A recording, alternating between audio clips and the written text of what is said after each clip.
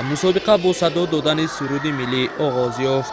در آغاز مسابقه راهبریت مؤسسه دولتی مکتب ورزشی نوحیه برآمد نموده قید داشتند که گذراندن این گونه چورابینی ها پیش از همه برای سالمی نورسان و جوانان و پیدا نمودن ورزشگران با مهارت از میان آنها راه اندازی گردیده است. در رقابت امروزه ورزشگران از روی وزنهای از 20 تا جمع 70 با هم نیروسنجی نمودند. رفت مسابقه گشتین ملی را داوران نظارت بردند.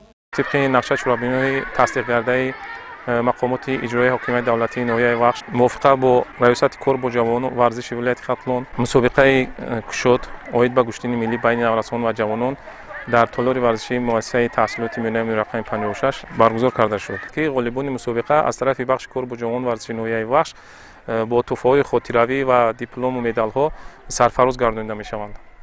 در رفت مسابقه گفته شد که از جانب بخش کار با جوانان و ورزش نوحیه در موافقه با ریاست کار با جوانان و ورزش ولایت خرطلون در جماعت‌های شهرک و دهات نوحیه میان نورسان و جوانان پیوسته چورابینی‌های ورزشی گذرانده می‌شود.